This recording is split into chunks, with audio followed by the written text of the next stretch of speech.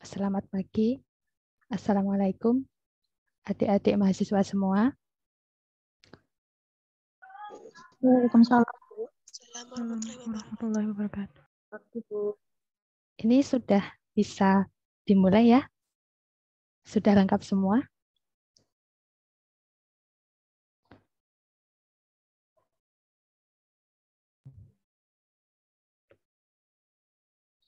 Baik, berarti langsung kita mulai saja ya acara kuliah analisis sediaan farmasi pada pagi ini. Mohon izin untuk share screen.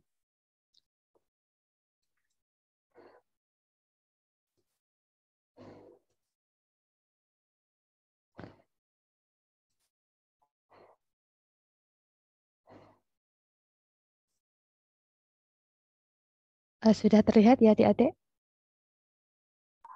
Sudah, Bu. Ya, baik. Oke. Terima kasih atas kesempatan yang diberikan untuk memberikan sharing materi mengenai validasi metode analisis. Nah, pada kesempatan pagi ini, saya, Anjar Windarsih, dari Research Division for Natural Product Technology atau Balai Penelitian Teknologi Bahan Alam, Lembaga Ilmu Pengetahuan Indonesia yang ada di Yogyakarta. Nah, pada kesempatan pagi ini, saya akan sharing mengenai pengalaman tentang validasi metode analisis.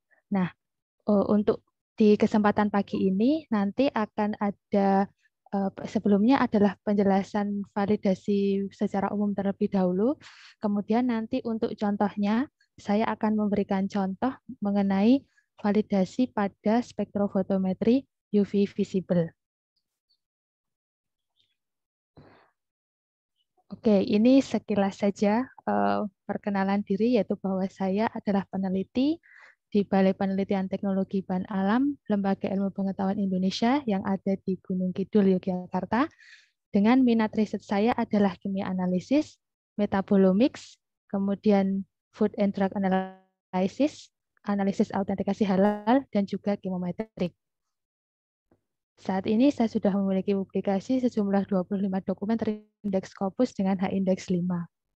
Nah, bagi yang belum mengetahui, ini tidak apa-apa ya, saya memperkenalkan profil singkat dari BPTB ALIPI, bahwa saat ini kami melalui proyek SPSN 2020-2021, nanti kami akan menjadi Research Center atau Pusat Penelitian for Food Technology and Processing. Dan kami sudah memiliki laboratorium seperti kromatografi dengan alat-alat ada GC, GCMS, HPLC, UPLC, CPC, HRMS, kemudian spektroskopi, ada UV-Vis, ELISA, FTIR, kemudian ada lab halal dan food safety, itu menggunakan RT-PCR, PCR, dan kemudian LC-ICP-MS, ada juga in vivo lab yang terdiri dari sapi, ayam, tikus, mencit, kemudian ada juga lab untuk kultur sel, mikrobiologi, dan lab material dengan alat-alat seperti inverted microscope, SEM, STA, dan CHNS analyzer. Bagi yang tertarik mungkin bisa nanti mengunjungi BPDB, tetapi nanti jika pandeminya sudah mereda atau semoga segera berakhir ya kondisi pandemi saat ini. Nah, lantas kita masuk ke materi mengenai validasi metode. Yang pertama adalah sebelum membahas lebih lanjut, kita perlu tahu definisinya dulu. Apa itu validasi? Kemudian, apakah validasi itu penting? Dan jika penting, mengapa validasi metode itu penting? Nah, ini ada guidance yang menjelaskan mengenai tentang validasi metode analisis.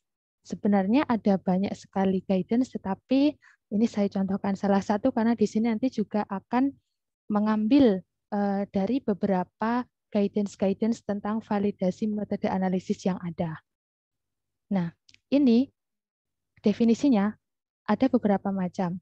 Menurut guideline dari FDA atau Food and Drug Administration, validasi merupakan suatu penetapan bukti-bukti terdokumentasi yang mana memiliki tingkat jaminan yang tinggi atau high degree of assurance yang menunjukkan bahwa proses spesifik itu akan secara konsisten memberikan hasil yang sesuai dengan spesifikasi dan atribut-atribut yang dipersyaratkan.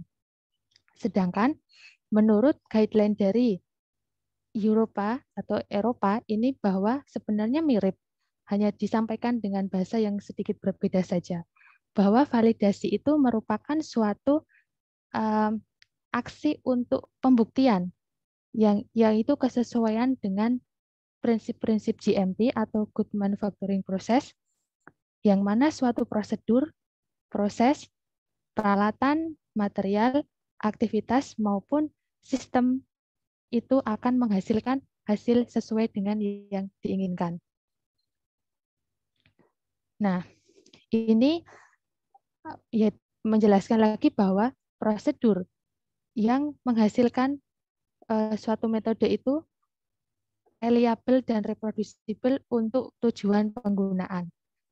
Kemudian ini ada tipe-tipe validasi. Validasi itu tipenya ada 3 macam, yaitu validasi penuh, validasi parsial atau sebagian, dan juga ada cross-validation. Terkait dengan validasi penuh ini, kapan suatu metode itu membutuhkan validasi penuh? Ketika ini digunakan untuk pertama kali. Kemudian atau untuk obat-obat baru, misalnya ada penemuan obat yang dia menemukan obat baru, maka untuk analisisnya itu harus full validasi dari awal sampai akhir. Kemudian ada penambahan metabolit. Sedangkan untuk validasi parsial, itu contohnya adalah ketika ada modifikasi dari metode yang sudah tervalidasi. Sebagai contoh, misal kita melakukan analisis dengan memvalidasi metode analisis menggunakan spektrofotometer UV-Vis. Nah, di dalam tahapan tersebut, misalnya terdapat kita mengubah cara preparasi sampelnya, maka dari itu tidak perlu dilakukan validasi dari awal sampai akhir, tetapi cukup kita melakukan validasi pada yang kita modifikasi tadi, misalnya pada tahap persiapan sampel tersebut. Kemudian untuk cross validation itu adalah perbandingan antara metode-metode. Jadi ketika kita ingin membandingkan antara 2 metode atau lebih, itu maka menggunakan cross validation. Nah, ini ada juga tadi guidance bahwa yang umum digunakan untuk validasi metode analisis itu adalah ICH. Ini pasti sudah familiar karena ICH ini menjadi panduan umum atau yang hampir digunakan di seluruh dunia, bahwa International Conference on Harmonization itu atau ICH ini memang menjadi guidance untuk validasi. Itu ada ICH Q2A, kemudian ICH Q2B. Yang Q2B ini yang merupakan validasi metode analisis, yaitu yang mencakup metodologi dan sebagainya. Nah, lalu apa arti penting validasi metode analisis tersebut? Ya, jadi sebenarnya tujuan utama dari validasi metode analisis itu adalah untuk memberikan jaminan mutu atau kualitas mutu hasil analisis yang kita lakukan. Nah, di sini ada tahapan-tahapannya. Dari misalnya kita suatu pengembangan metode, kemudian metode tersebut kita lakukan validasi, sehingga kita metode analisis yang tervalidasi. Nah, metode analisis yang sudah tervalidasi itu kita gunakan untuk kualitas, quality control misalnya untuk penggunaan rutin. Dan sehingga ini akan memberikan jaminan mutu atau quality assurance. Jadi puncaknya dari validasi metode analisis ini adalah untuk memberikan jaminan mutu atau quality assurance terhadap data-data atau pengujian yang kita lakukan. Nah, ini ilustrasi arti penting kualitas mutu itu, bahwa kualitas itu sering didefinisikan ketika customer atau pelanggan kita datang kembali. Itu artinya mereka puas dengan pelayanan atau dengan kita, dengan yang kita berikan kepada mereka. Sebaliknya, ketika barangnya yang kembali, itu berarti bukan kualitas, karena berarti kita mendapatkan komplain dari pelayanan yang kita berikan kepada mereka. Nah, ini adalah contoh suatu analytical process atau proses analisis yang ini misalnya ketika di industri-industri itu ada dari drug product batch, yaitu ketika suatu industri memproduksi obat itu kan jumlahnya banyak sekali. Nah, tidak mungkin kan dilakukan analisis semua, sehingga yang dianalisis hanya menggunakan sampling dengan teknik sampling tertentu. Sudah ada guidance-nya ya untuk berapa jumlah yang harus diambil, itu kan tergantung dari batch-nya juga, kemudian tergantung jenis sediaannya, kemudian ada sampel yang untuk dianalisis tadi. Setelah dari sampling kita mendapatkan sampel, kemudian dilakukan preparasi sampel. Setelah dilakukan preparasi sampel, kita lakukan analisis sampel tersebut dan kita memperoleh data. Nah, untuk melakukan analisis ini tadi, kita membutuhkan suatu metode analisis yang sudah tervalidasi. Ini ilustrasi yang lebih, lingkup yang lebih luas lagi mengenai validasi metode analisis, bahwa yaitu skema dari aspek kualitas pada pengukuran analitik. Pertama, ini tadi adalah metode. Mulai dari metode yang tervalidasi, ini digunakan untuk melakukan analisis. Nah, analisis ini bisa menggunakan CRM atau Certified Reference Material. Kemudian hasil dari analisis ini menghasilkan suatu hasil. Nah, di sini juga ada pengukuran uncertainty atau ketidakpastian, ada presisi, ada akurasi, dan sebagainya yang merupakan parameter-parameter validasi. Nah, sehingga ketika ini hasilnya ini memenuhi parameter atau kriteria dari validasi, maka dia fitness for purpose, yaitu bisa digunakan untuk penggunaan rutin, untuk penggunaan selanjutnya karena sudah tervalidasi.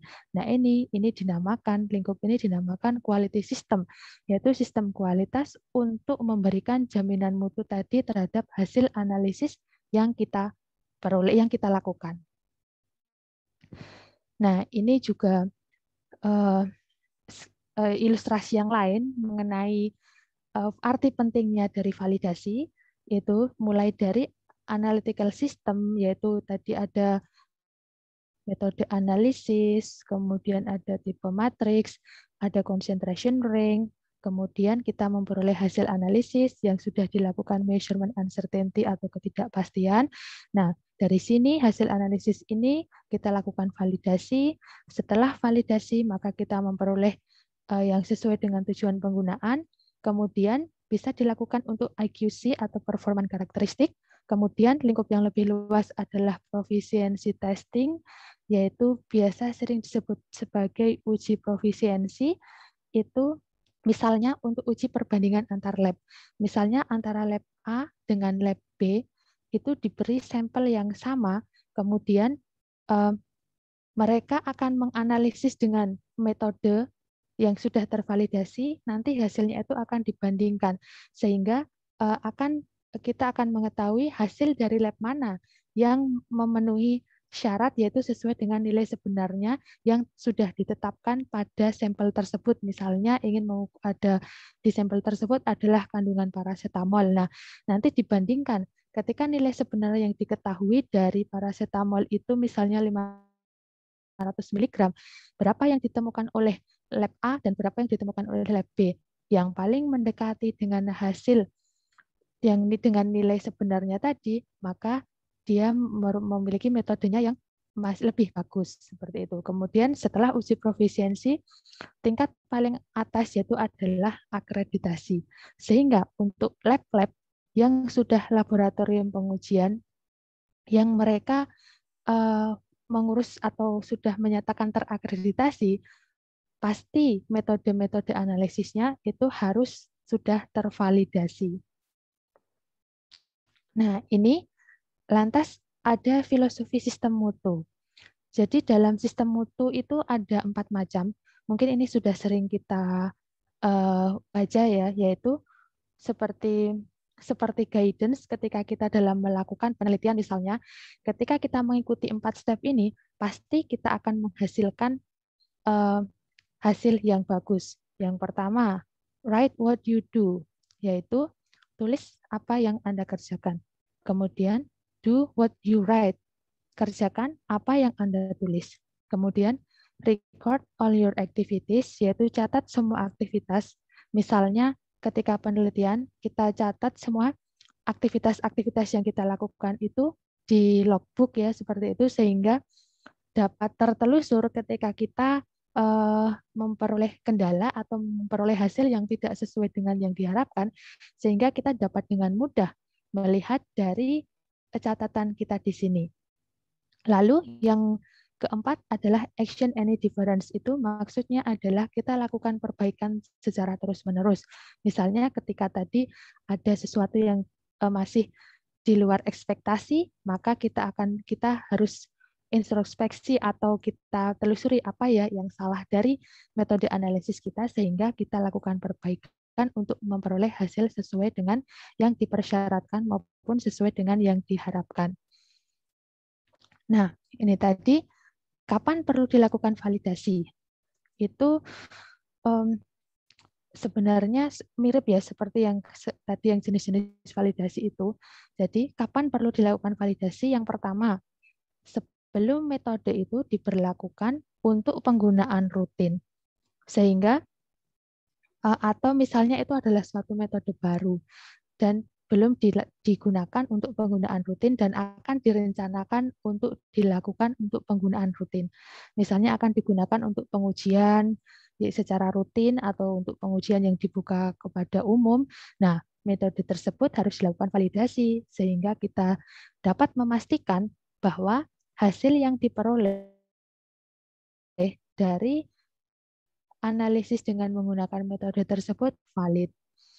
Kemudian yang kedua, bila kondisi berubah, misalnya instrumen dengan karakter yang berbeda, yaitu ketika kita menggunakan alat yang berbeda, misal alat yang pertama rusak, kemudian kita membeli spektro yang baru. Nah, maka metode kita itu perlu dilakukan validasi ulang karena menggunakan alat yang berbeda, sehingga belum tentu alat yang berbeda itu akan menghasilkan hasil yang sama, maka perlu dilakukan validasi ulang.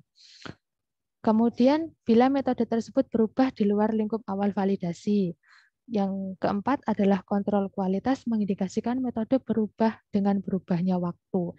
Jadi, misalnya metode kita itu tidak bersifat long time ya. Jadi misalnya ketika sudah berapa lama itu harus dicek. Nah, ketika dia sudah tidak menghasilkan hasil yang sesuai dengan persyaratan validasi, maka dalam kurun waktu tertentu tersebut dia harus dilakukan validasi.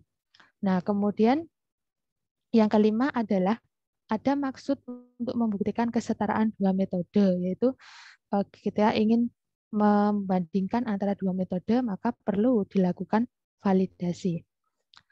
Kemudian aspek-aspek apa yang harus ada di dalam validasi metode analisis? Nah, aspek ini maksudnya adalah parameter dari validasi.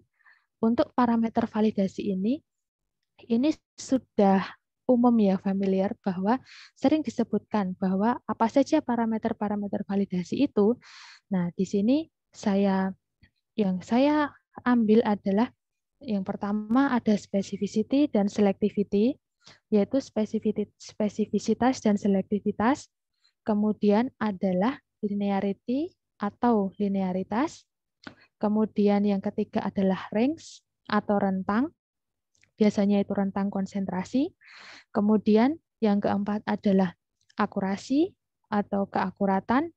Kemudian yang kelima adalah precision atau presisi. Kemudian ada yang keenam, detection limit atau batas deteksi, yaitu biasanya ada LOD, limit of detection, dan ada LOQ, limit of quantification, dan ada robustness, yaitu merupakan ketangguhan dari suatu metode. Nah, ini kita akan membahas satu demi satu. Yang pertama tadi adalah spesifisitas dan selektivitas. Artinya adalah kemampuan suatu metode analisis itu untuk mengukur analit yang diinginkan dalam campuran matriks tanpa mengalami gangguan. Jadi, spesifisitas dan selektivitas ini adalah misalnya kita mempunyai ada tablet paracetamol. Di dalam tablet paracetamol tersebut kan tidak hanya paracetamol saja isinya, ada juga bahan pengisi seperti misalnya amilum, ada bahan pengikat seperti itu. Nah, ketika si metode kita itu mampu menuju pada paracetamol saja tanpa terganggu oleh adanya matriks-matriks atau impurity yang ada di dalam sampel tersebut, maka metode kita memiliki spesifitas dan selektivitas yang baik. Nah, ini ada ilustrasi, contohnya ini ada kromatogram.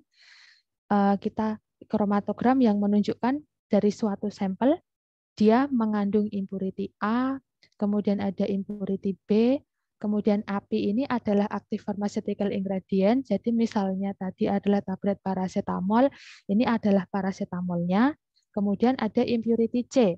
Nah, metode kita dikatakan spesifik dan selektif jika mampu mendeteksi API ini dan tanpa ada gangguan dari impurity A, B, dan C ini.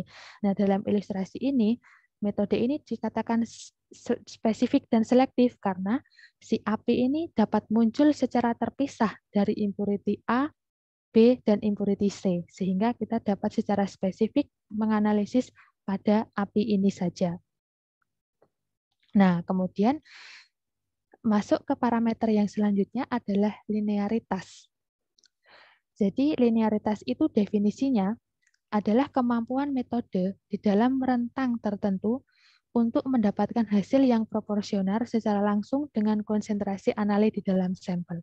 Nah, linearitas ini biasanya kita mengenalnya adalah rentang tertentu itu rentang konsentrasi tertentu. Karena mengapa linearitas itu penting? Karena belum tentu semua rentang konsentrasi itu akan menghasilkan hasil yang linear. Sehingga ketika kita akan melakukan analisis, kita akan mencoba beberapa range konsentrasi, lalu akan kita lakukan penilaian ya, akan kita lakukan penilaian terhadap beberapa parameternya. Nah, biasanya ini adalah aspek-aspek yang harus dipenuhi, bahwa untuk linearitas itu at least 5 concentrations. Jadi minimal adalah 5 konsentrasi. itu yang bagus, yang sesuai dengan guidance ini, sehingga ketika kita mau membuat kurva baku misalnya, ketika kita hanya menggunakan 4 konsentrasi saja, 4 titik konsentrasi, itu tidak direkomendasikan. Yaitu yang baik adalah sesuai dengan guidance bahwa untuk membuat linearitas ini minimum 5 konsentrasi. Dan biasanya harus dilakukan replikasi. Minimumnya adalah replikasi 3 kali. Sehingga kita akan punya 15 titik minimal ya, karena 5 kali 3. Kemudian untuk mengevaluasinya dari linearitas ini, mungkin adik-adik juga sudah familiar, karena ini sering sekali kita membuat kurva baku ini ya. Jadi kita menggunakan nilai R atau koefisien korelasi yang biasanya nilainya adalah 0,999 itu yang sangat bagus sekali ya untuk rentang linearitas dari suatu pengukuran. Nah, selain dari koefisien korelasi juga bisa ditampilkan y-intercept, slope, kemudian residual sum of squares. Tapi biasanya untuk melihat hasil linearitas itu yang pertama kita lihat adalah nilai R-nya terlebih dahulu untuk menyatakan apakah model kita itu linear apa tidak. Nah, selanjutnya adalah range. Nah, ini sebenarnya linearitas dan range itu saling berkaitan ya, karena dalam linearitas tadi itu ditentukan oleh range tertentu. Maksudnya ada range konsentrasi terendah dan tertinggi berapa yang masih memberikan respon yang linear. Maka di sini definisinya adalah range atau rentang itu merupakan interval antara konsentrasi terendah dan konsentrasi tertinggi analit di dalam sampel yang menghasilkan presisi, akurasi, dan linearitas yang bagus di dalam pengukuran. Sehingga ketika itu sudah tidak menghasilkan presisi dan akurasi dalam pengukuran, maka jangan dimasukkan ke dalam range dari konsentrasi tersebut. Karena nanti ketika kita aplikasikan untuk sampel, ketika sudah tidak linear, maka itu nanti kita akan menjadi bias. Hasil dari sampel kita itu nilai konsentrasinya akan menjadi bias karena sudah tidak di dalam rentang yang linear. Kemudian akurasi. Akurasi itu ketepatan ya. Jadi merupakan kesesuaian antara hasil analisis yang kita peroleh dengan nilai sebenarnya yang dinyatakan. Nah, dari mana kita tahu nilai sebenarnya yang dinyatakan? Misal ketika kita punya suatu zat baku atau certified reference material itu pasti dia sudah dinyatakan ada berapa konsentrasinya. Nah, jadi ketika kita menganalisis si zat baku CRM tersebut, maka kita mengacu ketika nilai yang kita peroleh itu hampir sama ya, atau bahkan sama, jika bisa sama dengan nilai yang tertera di dalam Certificate of Analysis-nya, misalnya dalam COE-nya dari CRM itu, berarti metode kita memiliki akurasi yang bagus. Tetapi selain itu ada juga nilai yang dinyatakan sebenarnya itu bisa jadi juga dengan nilai yang dinyatakan. Misalnya tadi adalah tablet paracetamol, biasanya dosisnya adalah 500 mg ya. Nah, ketika kita menganalisisnya, kita mengacu pada nilai itu ketika di label dia menyatakan ada 500 mg paracetamol, maka hasil analisis kita itu dinyatakan bagus ketika kita bisa mendekati dengan nilai yang sebenarnya dinyatakan tadi, yaitu 500 mg. Ya, tidak harus tepat 500 mg, tetapi mendekati dengan nilai sebenarnya yang dinyatakan. Nah, untuk cara melakukan akurasi ini, pengukuran akurasi ini biasanya ada beberapa macam. Ini contohnya ada spiking of placebo mixture. Jadi misal kita mempunyai placebo, kemudian di spike dengan zat standar atau ditambahkan zat standar, nanti kita analisis recovery-nya. Jadi akurasi ini dinyatakan dengan persen recovery ya. Jadi adalah perolehan kembali yang kita peroleh dari menganalisis suatu zat atau zat baku tersebut. Kemudian ada dengan cara addition of analyte to active material. Jadi misalnya di dalam suatu sampel tersebut sudah mengandung zat aktif yang kita tuju, lalu kita tambahkan sehingga nanti kita bisa mengetahui ketika ditambahkan dengan konsentrasi tertentu, maka dia harusnya menunjukkan respon yang berbeda. Jadi kita bisa melihat kenaikannya seperti itu. Kemudian ada ini comparison of results yang diperoleh dengan independent atau well characterized procedure. Kemudian ya biasanya 3 itu. Kemudian ini ada data yang direkomendasikan. Bagaimana dalam mengukur akurasi itu biasanya kita ada 9 pengukuran, melakukan 9 kali pengukuran dengan minimal 3 konsentrasi. Jadi ada konsentrasi rendah, kemudian konsentrasi yang di tengah, dan konsentrasi yang tinggi. Nah, masing-masing itu dilakukan sebanyak 3 kali, sehingga nanti dapat dirata-rata, dan kita akan memperoleh nilai recovery dari, ini kan to be reported as percent recovery. Jadi kita akan kita evaluasi hasil yang kita peroleh itu berdasarkan nilai recovery dari konsentrasi yang rendah tadi, sedang, kemudian konsentrasi tinggi. Lalu selanjutnya adalah precision atau presisi. Ya, ini akurasi dan presisi ini sering sekali kita gunakan ya, maksudnya ketika tidak digunakan untuk validasi pun, kalau kita melakukan pengukuran, pasti kita akan menghitung akurasi dan presisi dari hasil pengukuran kita. Nah, apa definisi dari presisi?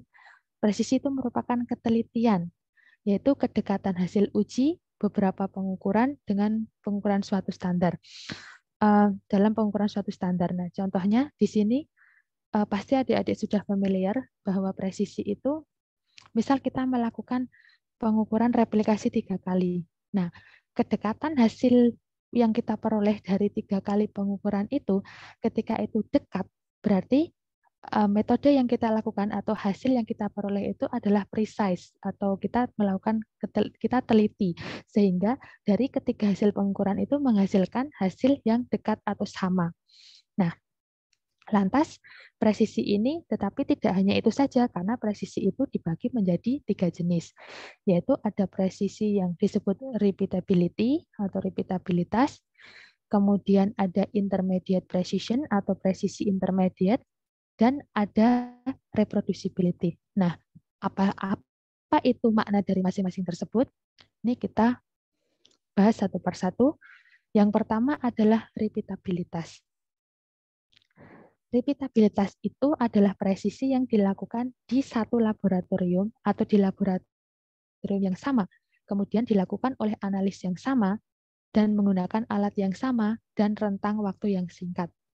Contohnya tadi adalah misalnya ketika kita ingin mengukur kadar paracetamol di dalam tablet.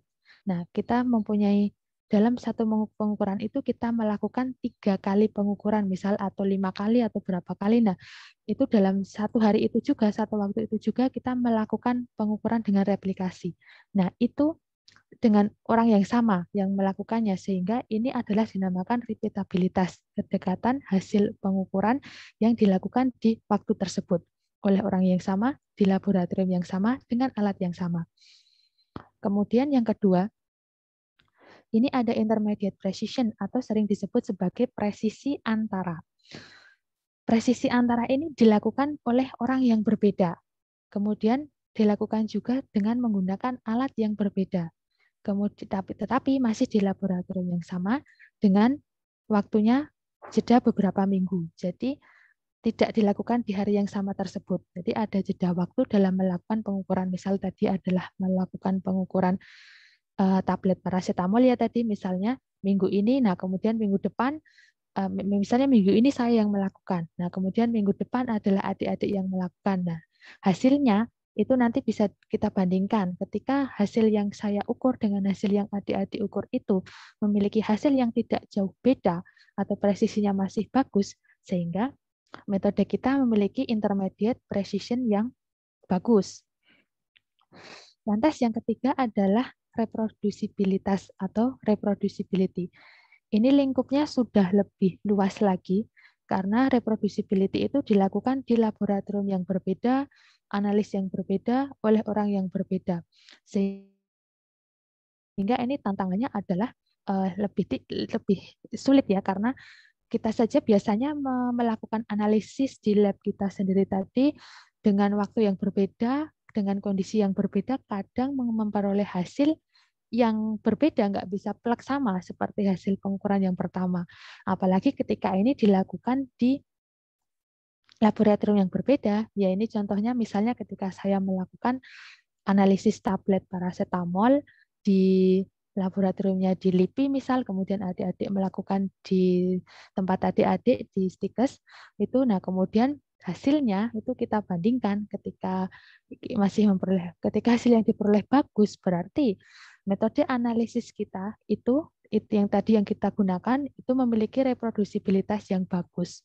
Nah, ini mungkin bisa jadi digunakan sebagai acuan yang untuk uji profisiensi testing tadi ya, yang dilakukan oleh laboratorium yang berbeda, tapi dengan sampel yang sama, analisnya berbeda, orang berbeda.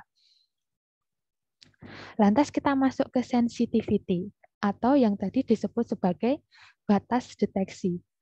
Ya, seperti yang kita ketahui bahwa batas deteksi itu ada dua, yaitu ada limit of detection atau sering disebut sebagai LOD dan limit of quantitation atau LOQ.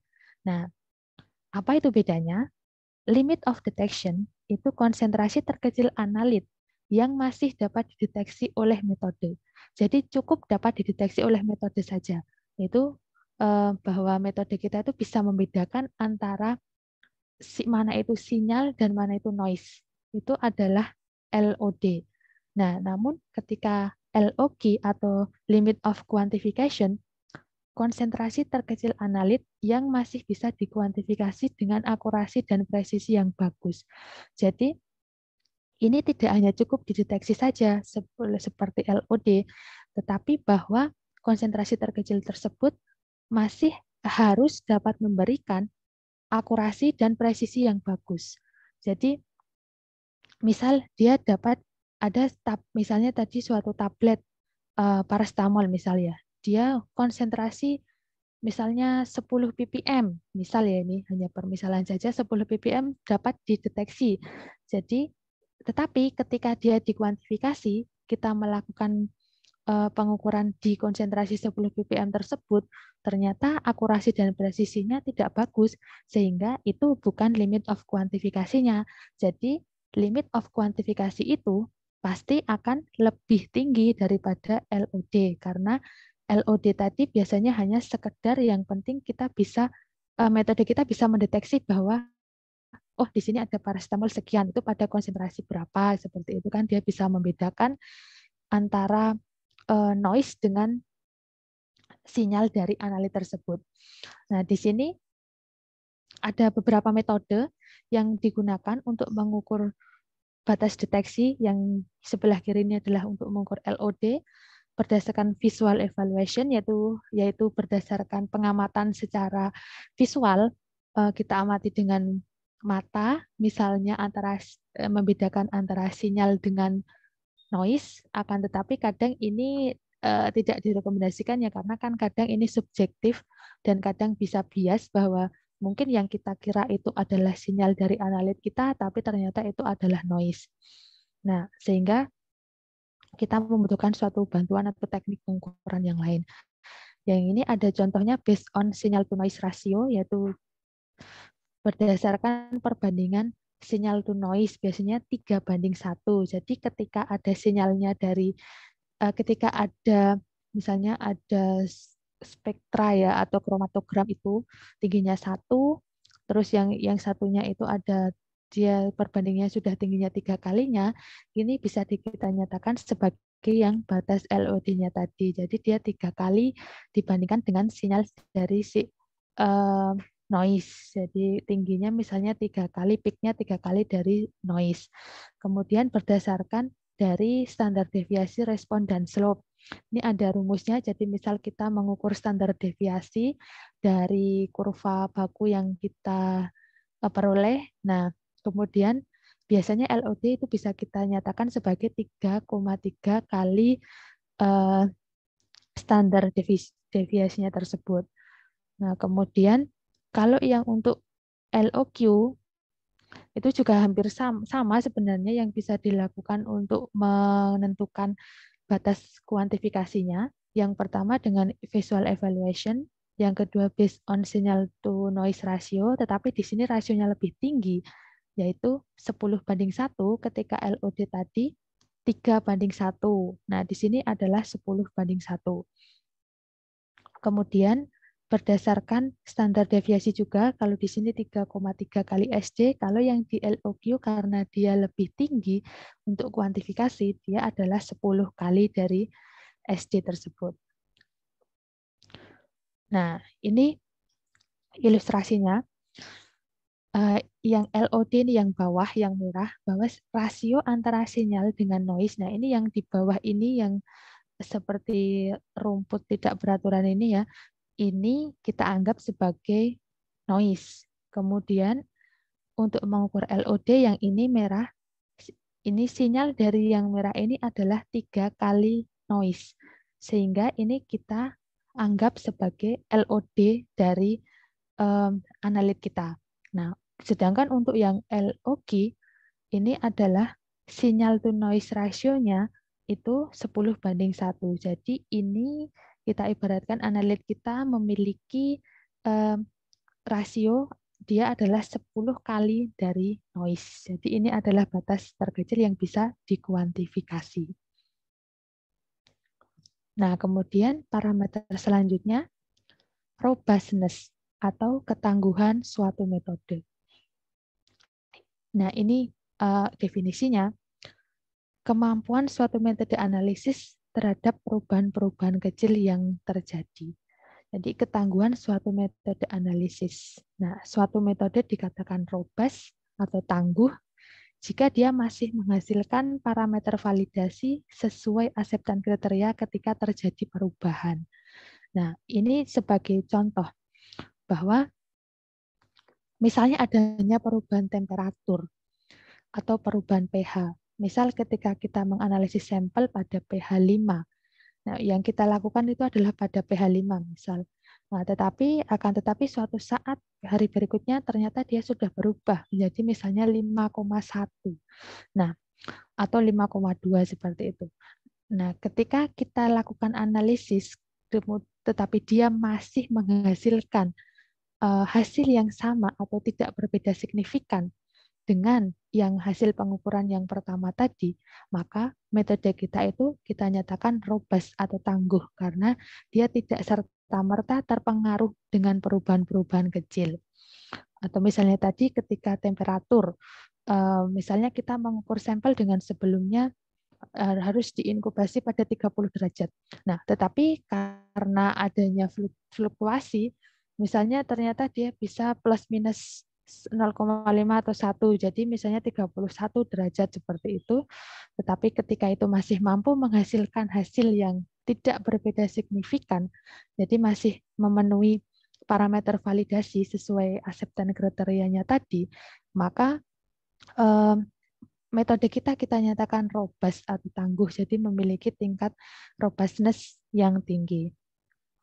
Nah, ini sekarang kita masuk ke aplikasi ya, supaya lebih ada gambaran bagaimana aplikasi metode analisis ini ketika kita aplikasikan contohnya untuk spektrofotometer UV-Vis atau ultraviolet visible.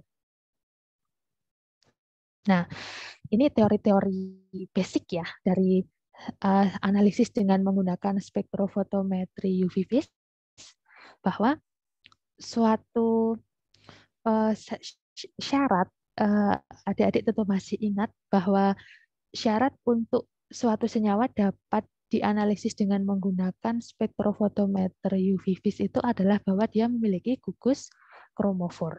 Nah, gugus kromofor atau yang nanti juga ada apa namanya gugus yang penunjangnya itu seperti auxokrom seperti itu akan memperkuat penyerapan dari sinar UV-Vis.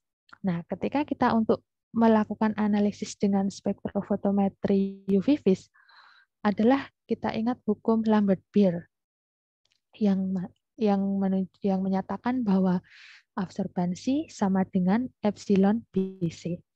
Nah, nilai epsilon ini sama dengan A1/1 cm kali BM/10.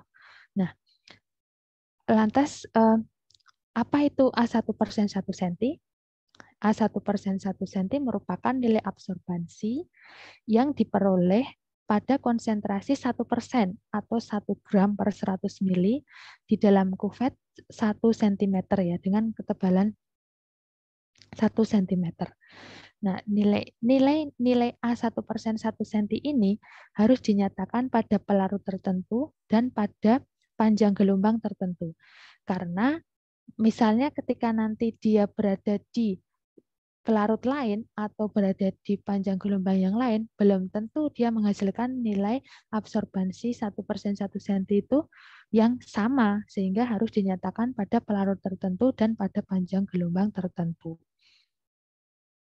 Nah, untuk analisis dengan spektrofotometer, jadi suatu sampel dapat dianalisis dengan menggunakan spektrofotometer itu, dia nilai epsilonnya harus lebih dari atau sama dengan 1000, sehingga dia dapat menyerap dengan bagus radiasi ya, gelombang gelombang UV vis tersebut. Nah, lalu apa manfaat nilai A1% 1 cm itu untuk analisis kuantitatif dengan spektrofotometri UV vis?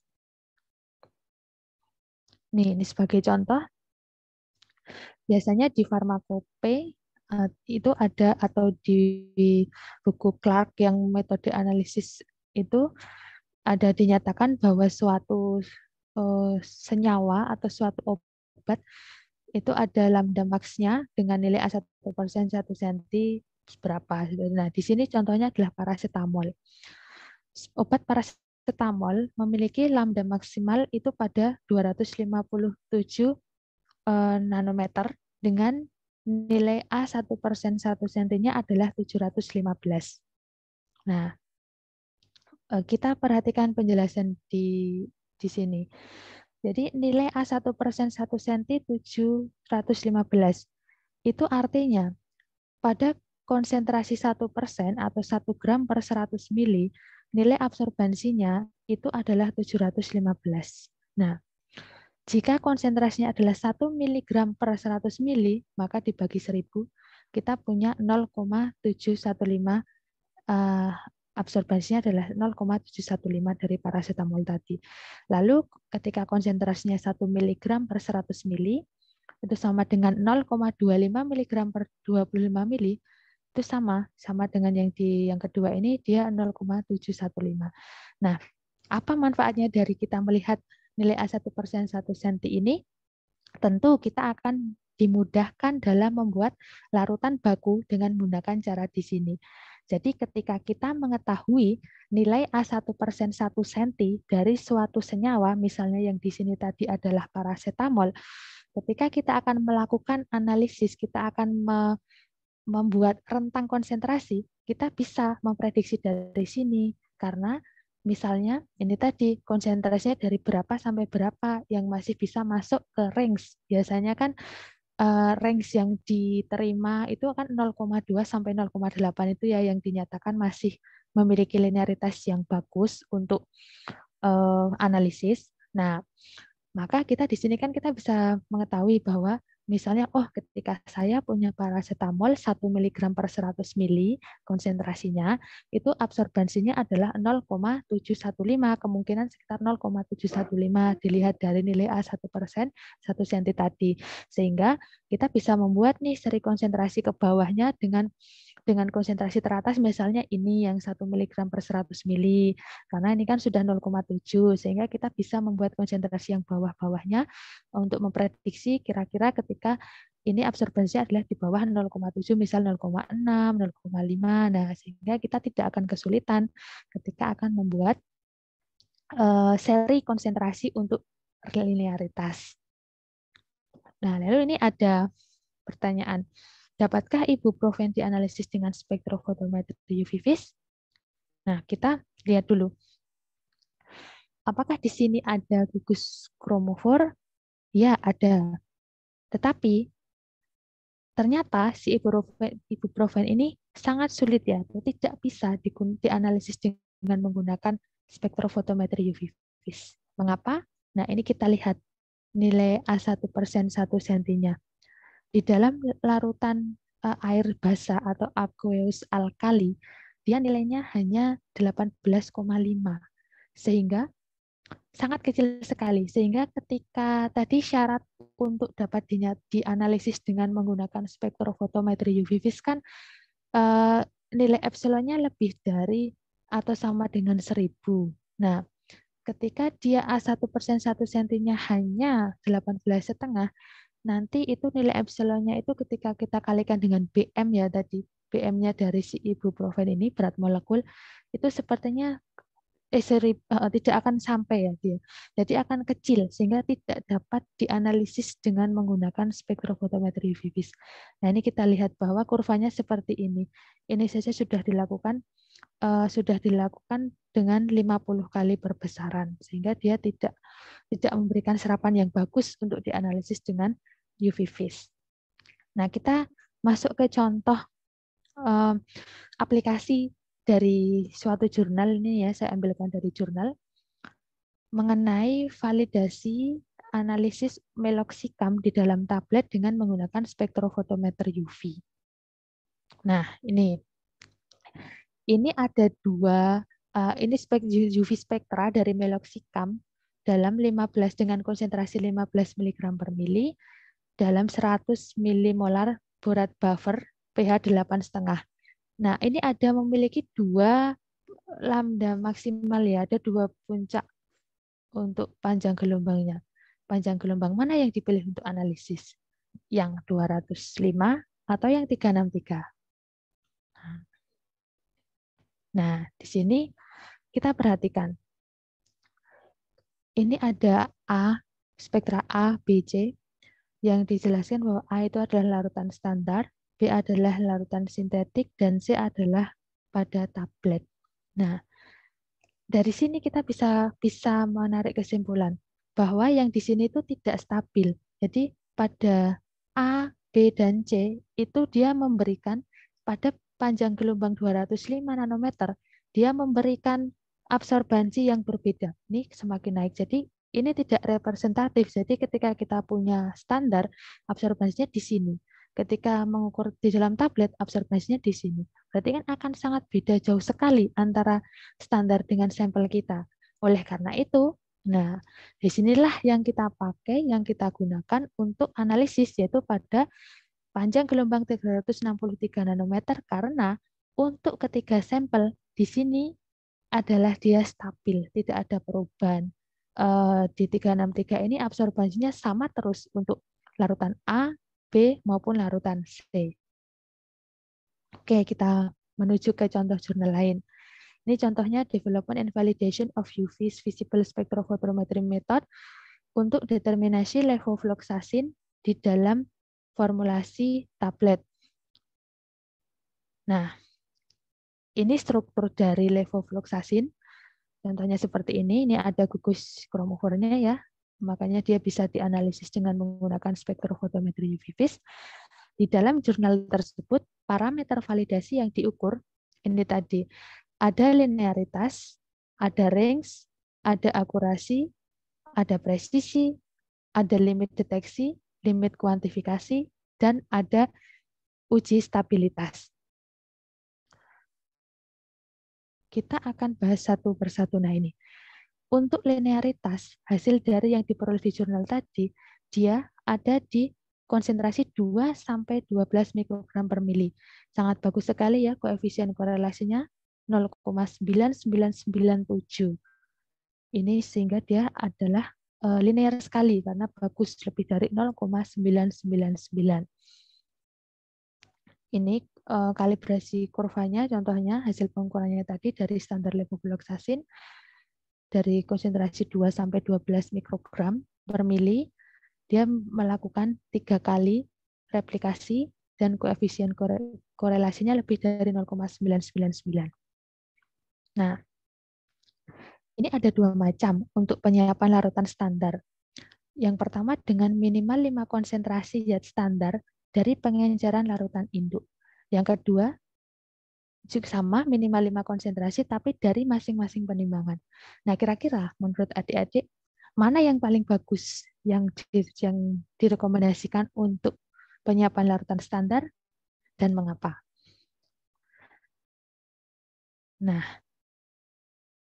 ini dari sini yang direkomendasikan, yang biasanya kita lakukan adalah yang melalui pengenceran larutan induk. Karena apa? Karena di sini kita dapat meminimalkan kesalahan. Kesalahan yang dilakukan dengan pengenceran, dengan kesalahan ketika kita melakukan penimbangan masing-masing, itu akan lebih banyak ketika kita melakukan dengan penimbangan masing-masing. Jadi kalau di sini kan misal kita membuat satu stok dulu ya, misalnya 1000 ppm. Nah, kemudian kita buat rentang ke bawahnya itu kan kita menginduk dari yang 1000 ppm ini tadi. Jadi kita menimbangnya hanya satu kali, yaitu waktu membuat konsentrasi yang 1000 ppm tadi. Nah, ini ilustrasi dari linearitas. Ini daerah yang dinyatakan linear, yaitu yang masih mengikuti hukum Lambert-Beer. Nah, di sini non-linear region. Kenapa di sini tidak direkomendasikan ketika sudah tidak linear?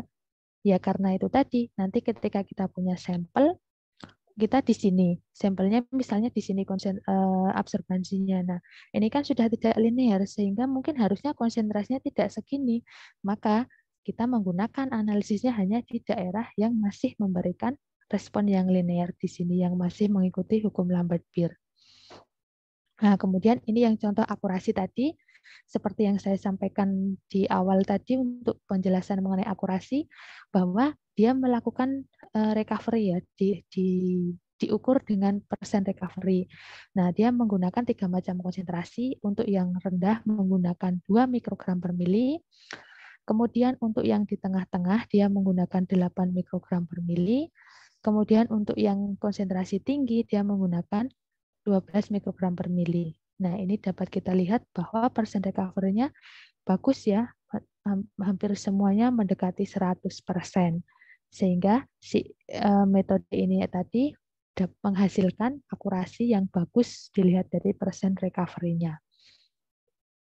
Nah, ini sama seperti yang penjelasan di atas dari guidance tadi, cara perhitungan akurasi itu membandingkan hasil analisis metode yang divalidasi dengan yang diperoleh menggunakan metode baku, atau menganalisis sampel yang diketahui konsentrasinya menggunakan CRM tadi, yaitu membandingkan hasil yang kita peroleh terhadap nilai yang ada dinyatakan di dalam CRM.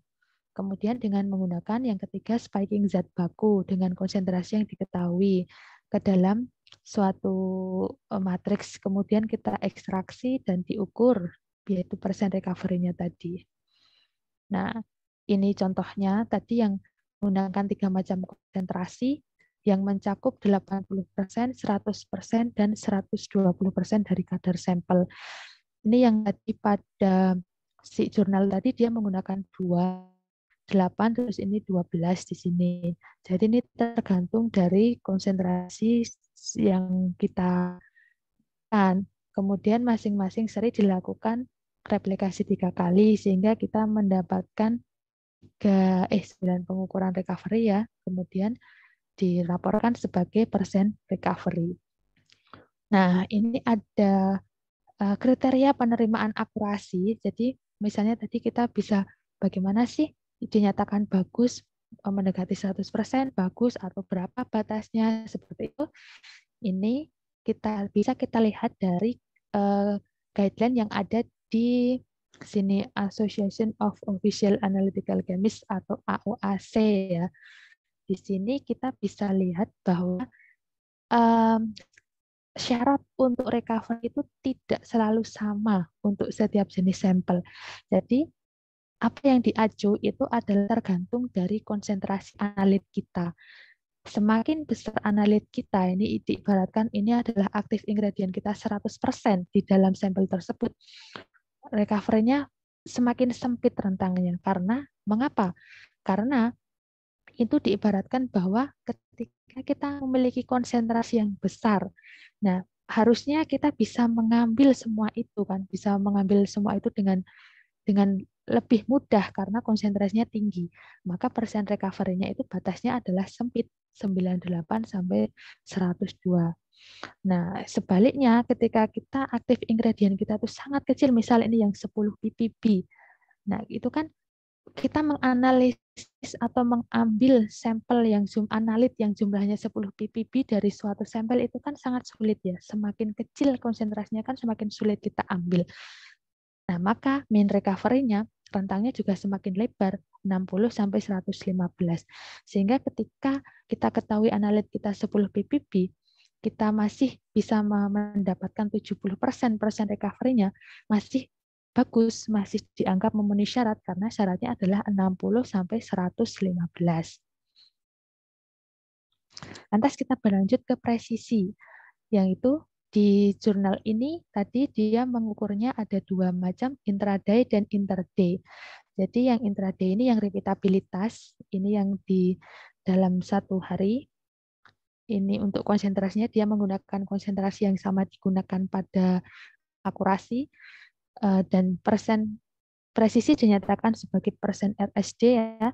Di sini kecil 0,937, 0,5, 0,5, dan yang untuk interday pun untuk berbeda hari itu juga presisinya dia masih persen RSD-nya masih kecil. Nah, sama seperti dengan akurasi, ini ada tabel yang menyatakan kriteria penerimaan presisi. Berdasarkan dari AOAC juga, bahwa ini prinsipnya juga sama. Ketika analit kita itu ada banyak, misalnya ada 100% analitnya, maka persen RSD yang yang disyaratkan untuk sesuai dengan penerimaan presisi kita dinyatakan bagus itu adalah 1,3, kecil ya. Berbeda ketika kita mempunyai analit tadi misalnya 10 ppb, maka ketika hasil pengukuran kita itu dari 3 pengukuran persen RSD-nya itu ini 21 ya batasnya, itu maksudnya masih bisa masih dianggap bagus karena konsentrasinya kecil, sehingga terlihat juga ketika analitnya itu adalah besar, sangat strict ya untuk persen RSD-nya adalah 1,3 dibandingkan ketika analitnya semakin kecil. Nah, lantas untuk yang LOD dan LOG di jurnal itu dia menggunakan ini determined by the standard deviation method. Ya, tadi kan ada beberapa macam tadi ya, ada yang standar deviasi atau yang berdasarkan rasio sinyal to noise. Nah, yang di jurnal ini tadi dia menggunakan berdasarkan standar deviasi dan dia memperoleh 0,656 untuk LOD-nya dan 1,98 untuk LOG-nya. Nah, untuk sistem stability dia seperti ini ada pengukurannya berdasarkan waktu, jadi di awal, kemudian setelah 20 jam dia diukur lagi, lalu dibandingkan apakah ada perbedaan signifikan atau tidak. Nah, ini ada sedikit ilustrasi antara akurasi versus presisi. Nih, ini apa artinya jika seperti ini? Ini bisa mengumpul di satu titik. Berarti kan ini presisinya bagus ya, presisi. Tapi apakah tepat? Tidak ya, karena ketika tepat itu dia harus di tengah-tengah. Jadi dia presisinya bagus, tetapi dia tidak tepat sasaran. Atau poor accuracy, ini poornya tidak akurat ya, tapi good precision. Kemudian ini yang kedua, bagaimana dengan ini? Dia tepat apa enggak? Enggak, tiga-tiganya tidak ada yang tepat sasaran, tidak akurat. Dan precise apa tidak?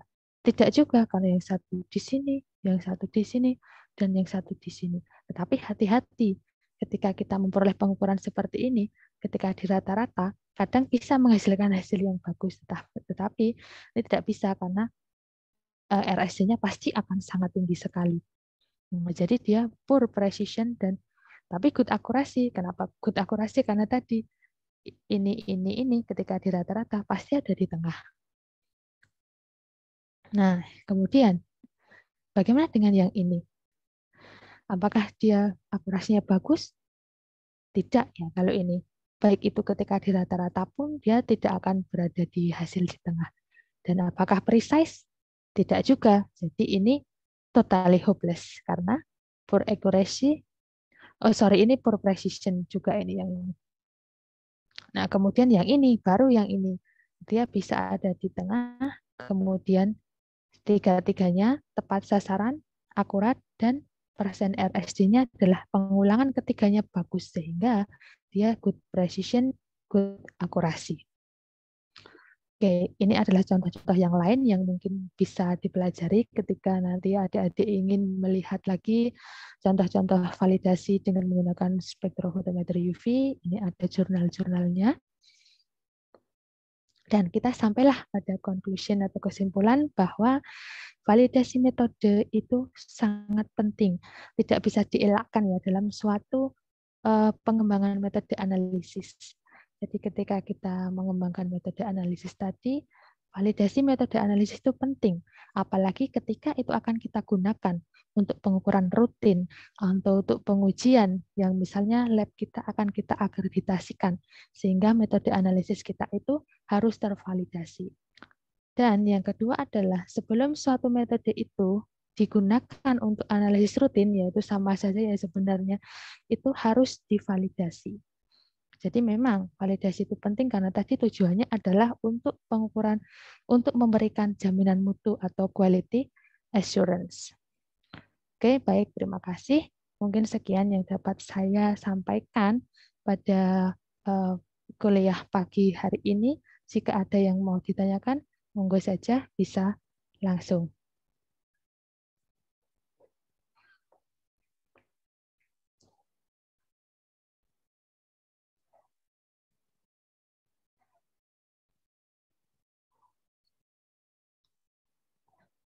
Mungkin ada yang kurang jelas atau ingin bertanya tentang apa, silakan saja.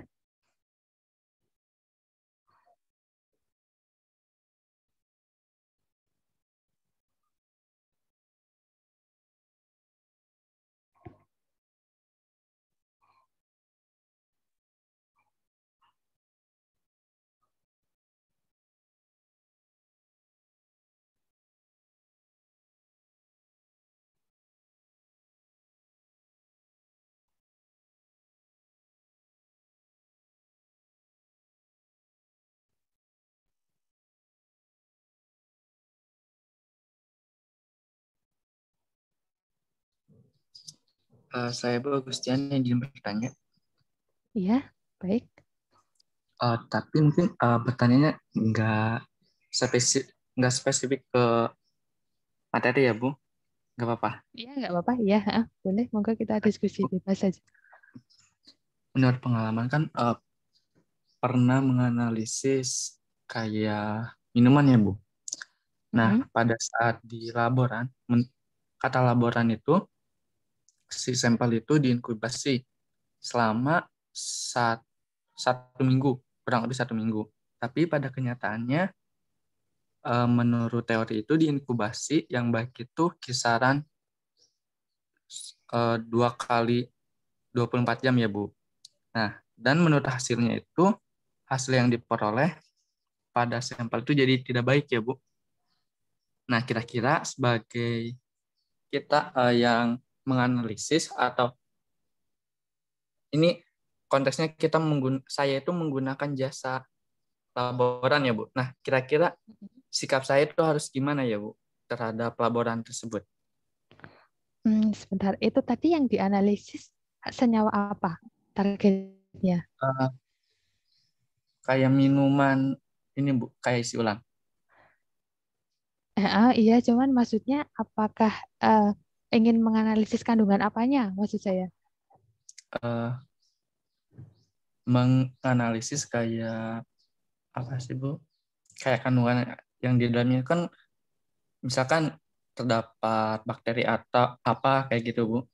Dan ya hasilnya itu jadi enggak ini Bu. Enggak boleh dikonsumsi. Kayak gitu loh Bu. Karena dari prosedurnya juga enggak sesuai. Kira-kira sikap apakah kita tidak boleh ya memungkinkan kan kadang misalnya untuk waktu kita melakukan pengujian kan juga kadang kalau misalnya kita propose method ya, maksudnya kayak kita mengusulkan oh metodenya seperti ini gitu, apakah si laborannya itu tidak mau melakukan sesuai dengan metode yang kita usulkan? Kalau itu sih saya kurang tahu. Soalnya pengalaman dari pengalaman kakak saya sih, Bu. Seperti itu. Ya, kadang kan dulu kami juga pernah mengalami sih waktu itu misalnya pengujian ke LPPT UGM itu ya. Nah, itu kan kita memang waktu itu manut ya menggunakan metode mereka gitu kan. Ternyata hasilnya itu kok jadi aneh seperti itu kan. Nah, terus kemudian kita lakukanlah evaluasi ya. Ini apa yang harus di ini. Nah, ketika kita minta metode dari sana, kemudian kita juga mencari metode. Nah, terus kita punya nih metode referensi yang lain. Nah, kita suggest ke mereka bahwa untuk sampel kita itu minta tolong dianalisis sesuai dengan yang metode yang kita berikan. Nah, itu hasilnya kemudian bisa memenuhi sesuai keinginan yang kita inginkan. Jadi mungkin bisa dicoba itu untuk mencoba memberikan misalnya kita propose metode ya kepada si tempat pengujinya tadi bahwa metode yang kita gunakan untuk analisis si sampel minuman tadi itu mengacu pada ini seperti itu, Dek, mungkin. Oh, oke, Bu. Jadi kayak request metode yang kita ketahui ya, Bu? Iya, jadi pas mengujikan itu kita membawa metode kita yang kita itu tadi yang sudah kita cari, yang maksudnya yang kita pegang ya untuk pedoman kita itu misalnya seperti ini. Nah, biasanya mau kok ada yang mau kayak kemarin yang di LPPT itu juga mau melakukan metode dengan metode yang kita bawa seperti itu. Oke, Bu. Terima kasih ya, Bu, jawabannya. Ya, sama-sama.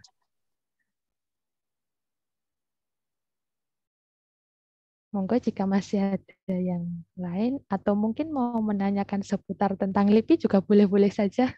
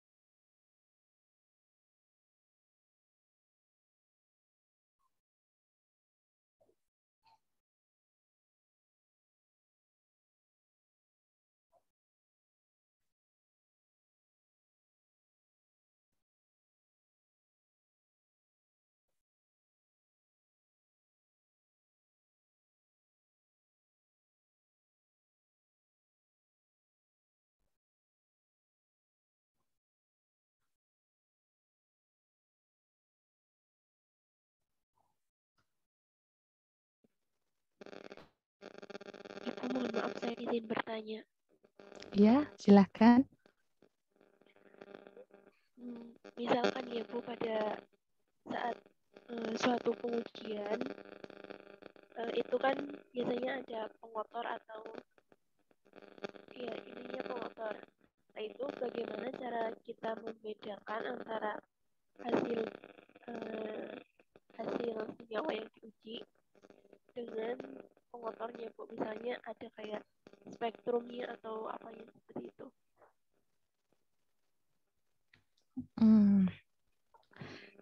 Misal, jadi kan tadi untuk pengotor itu, pengotor kan bisa jadi jumlahnya ada yang kecil, ada yang besar gitu ya. Nah, kalau misalnya kita, yang penting itu tadi kayak yang ada impurity yang waktu tadi ada yang penjelasan mengenai impurity A, impurity B, impurity C, dan analit. Nah, ketika si analit kita itu bisa terpisah dari pengotor, itu tidak apa-apa. Jadi kita lanjutkan saja analisis kita, yang penting kan berarti si pengotor itu tidak akan ikut terukur. Nah, kan tetapi ketika kita tidak yakin bahwa spektrum atau kromatogramnya itu memisah antara pengotor dengan analit, nah kita harus lakukan preparasi sampelnya, harus kita koreksi ya. Jadi misalnya mungkin harus kita lakukan treatment lagi terhadap sampelnya sehingga kita bisa memperoleh analit itu terbebas dari pengotor seperti itu. Karena kan kadang memang memang sulit ya, kadang itu kita mau analisis ternyata pas diukur dengan spektro UV misal itu ada peak lain yang muncul. Nah, sebenarnya ketika itu adalah memiliki panjang gelombang maksimal yang berbeda sih, tidak masalah dengan analitnya. Nah, yang menjadi permasalahan kan adalah ketika itu panjang gelombangnya mirip atau sama ya. Jadi panjang gelombang maksimalnya mirip atau sama itu kan nanti akan ikut menjadi serapan juga. Nah, kalau kasusnya seperti itu, bagaimana kita melakukan preparasi sampelnya. Jadi mungkin kita harus lakukan ekstraksinya atau dimodifikasi lagi sehingga kita bisa mendapatkan analit tersebut memisah dari pengotor. Seperti itu mungkin. Iya, Bu, terima kasih.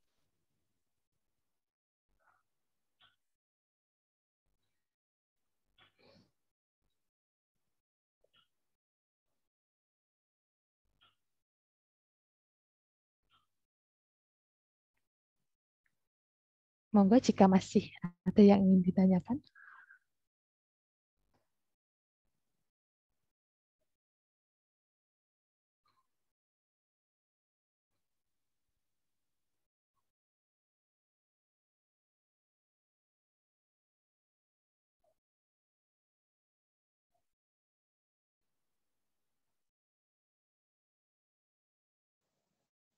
Bu, izin bertanya. Ya, silahkan. Kan di LIPI juga menganalisis makanan-makanan yang mungkin mengandung bahan kimia. Nah, di situ di LIPI sendiri menganalisis makanannya itu yang sudah terregistrasi BPOM atau belum, dan makanan yang beredar di pasaran ya, Bu. Oke. Kalau di LIPI ini, kami kan lab-nya adalah lab penelitian. Jadi bukan lab pengujian ya. Nah, memang kita menganalisis sampel-sampel makanan itu biasanya belum yang di belum yang terregistrasi. Jadi sebelum kita jadi masih misalnya tahap penelitian gitu ya. Misal ada yang melakukan formulasi makanan apa seperti itu kan. Nah, sebelum itu didaftarkan untuk izin misalnya ke BPOM atau apa, nah itu kita lakukan pengujiannya di situ. Jadi kita belum eh, tidak melakukan pengujian-pengujian yang sudah terregistrasi, tapi kita yang sebelumnya seperti itu. Memang karena kan banyak nih penelitian di LIPI itu banyak sekali yang kita juga kadang membantu dari UMKM UMKM itu ya, ada UKM UKM yang mereka misalnya ingin membuat minuman atau ingin membuat suatu makanan. Nah, itu mereka kadang meminta bimbingan atau bantuan dari LIPI itu kerjasama dengan penelitinya nanti untuk menganalisis. Nah, jadi kan kita menganalisiskan sebelum didaftarkan seperti itu.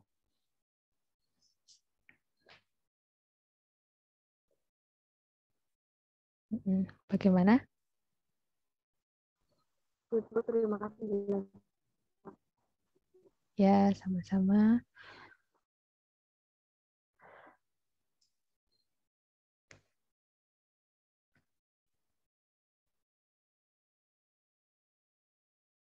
Monggo, apakah masih ada lagi?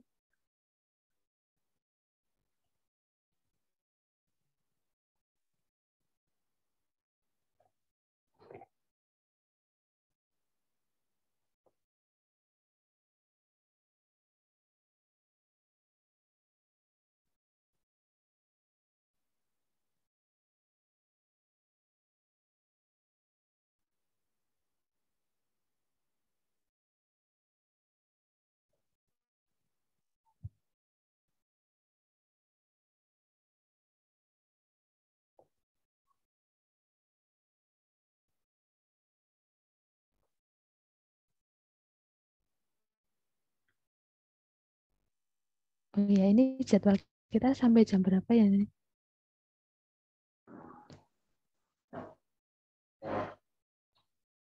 Sampai 10.50, Bu. Oke, oke. Mungkin jika masih ada yang ditanyakan, silahkan bebas mau diskusi apa atau mau tahu lebih lanjut tentang LIPI juga silahkan, atau tentang yang validasi metode juga monggo jika masih ada yang ingin ditanyakan.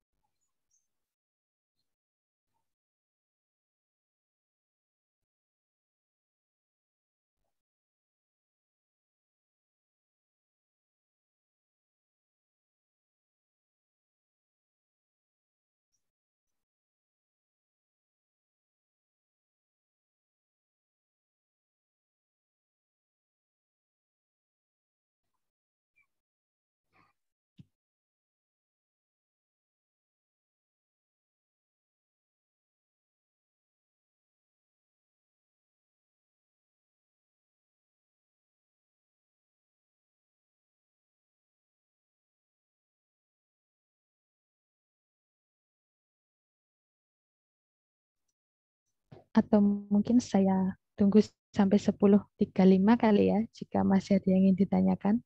Kalau misalnya sudah tidak ada, nanti bisa kita akhiri.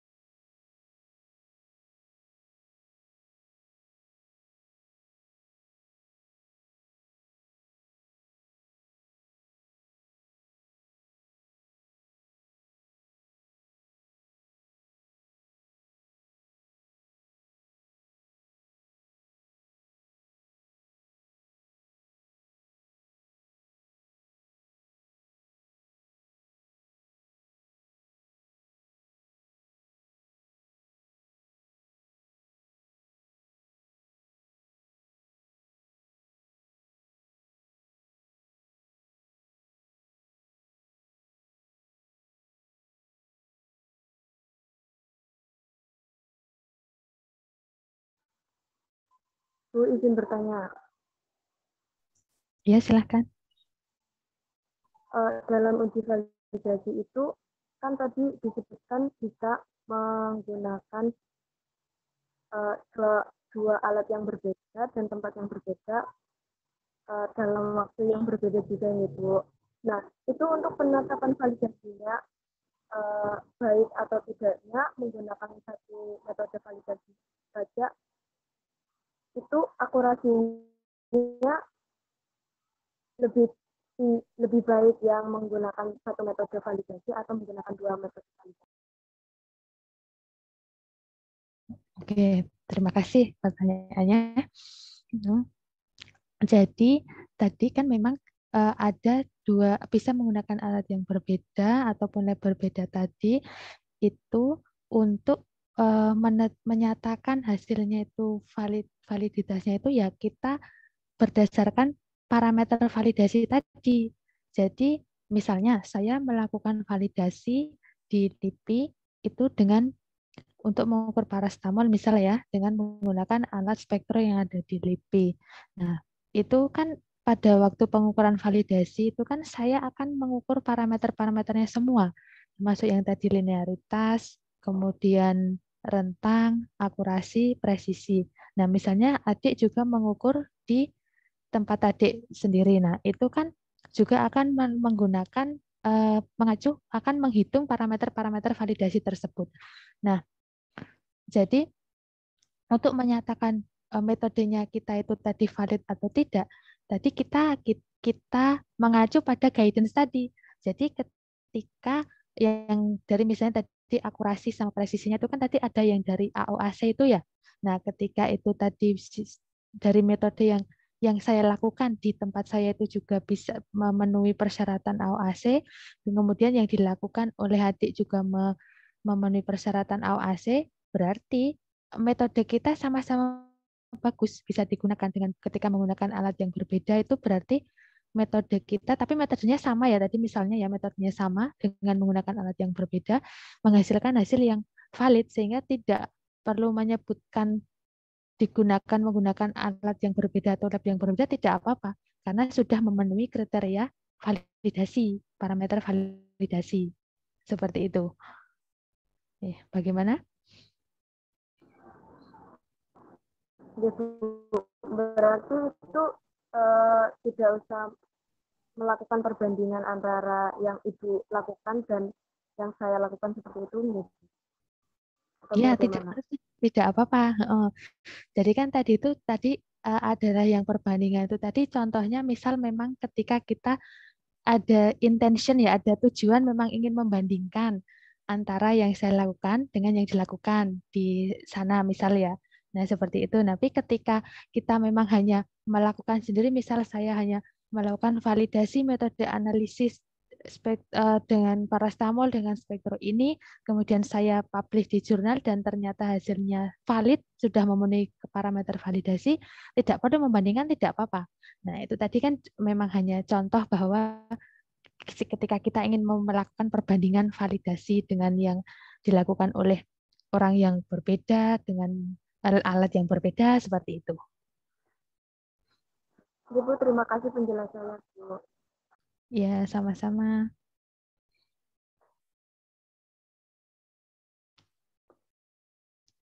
Monggo, apakah masih ada lagi yang ingin ditanyakan?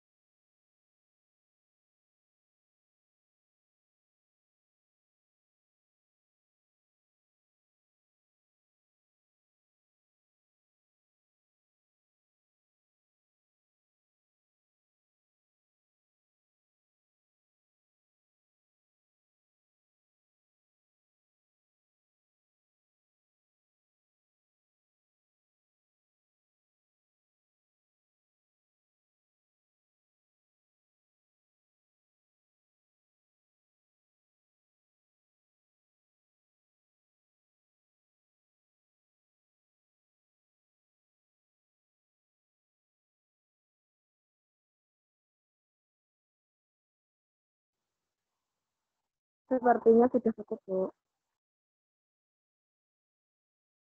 Oke, baik, berarti bisa kita kita akhiri ya mungkin pertemuan pada